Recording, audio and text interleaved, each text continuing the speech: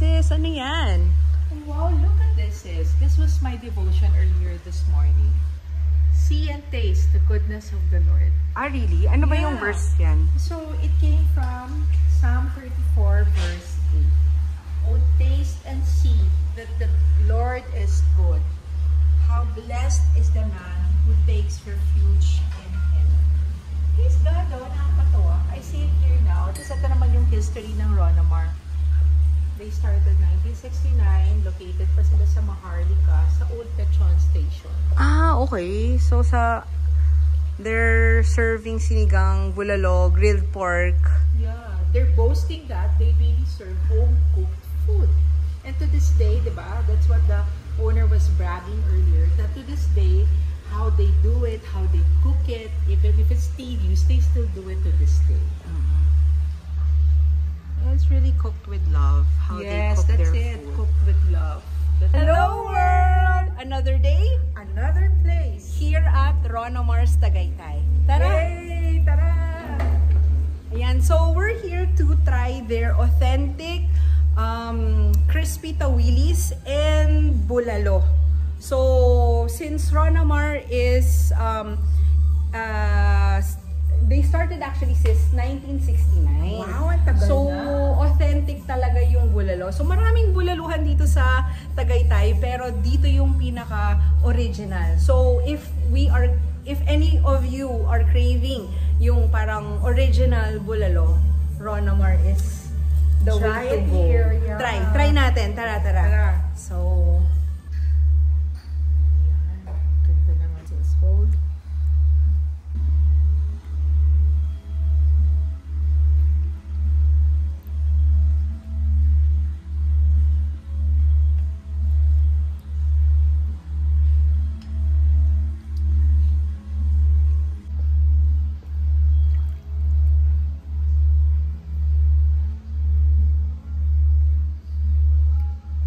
Tikman natin yung bulalo. Yes! Sige nga. Tara, let's dive in.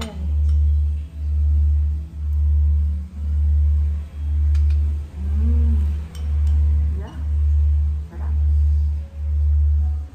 Hindi siya maalat, hindi siya maasim. Tamang-tama siya. Original. Yeah. Authentic siya na bulalo, sis. Wala masyadong, kumbaga sa organic, yung wala masyadong halo na. Yeah. No MSG. Yan, yun pala yun. No MSG. And ang laman niya, oh. Ang laman niya. Very Super hearty. worth it. Yeah. Very hearty. Kamusta yung lasa niya? Sarap. I like it. It's like the bulalo that my dad used to cook for us. Really?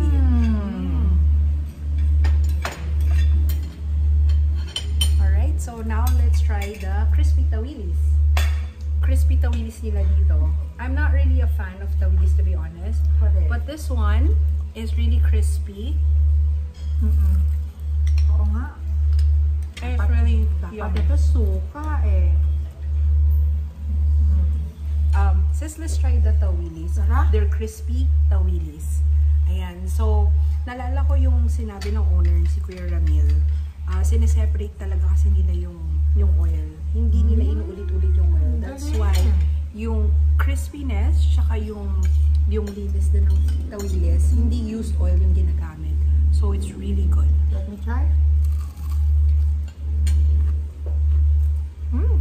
Walang aftertaste. Diba?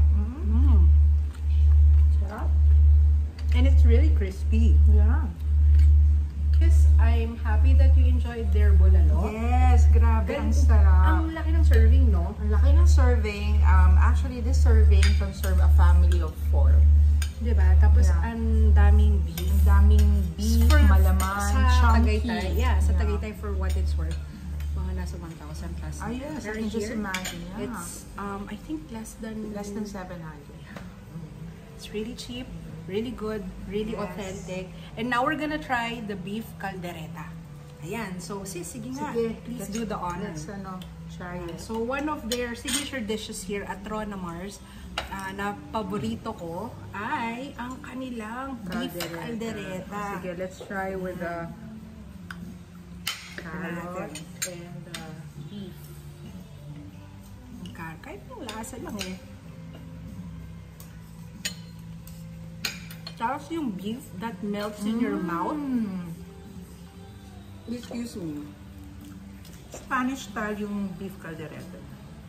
Ang galing ng...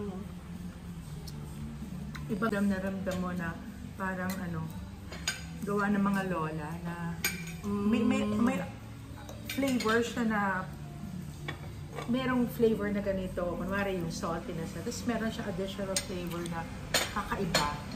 And it's not the usual Tagalog na beef caldereta. It's, for me parang Spanish beef caldereta. Nalala ko yung luto ng lola ko. Yeah.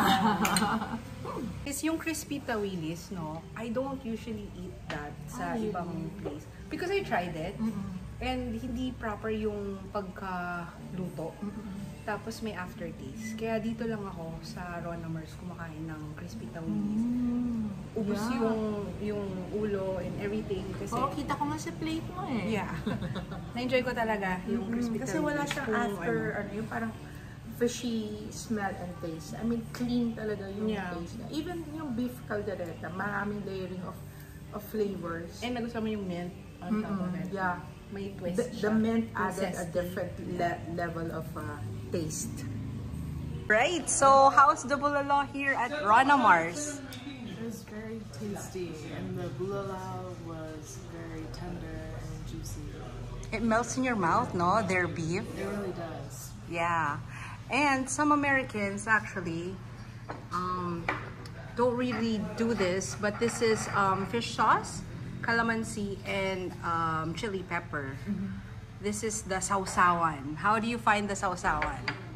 It has a nice kick. Citrus, right? Not too spicy, but just enough. Yeah. Excuse me? Oh! Say salamat! Salamat.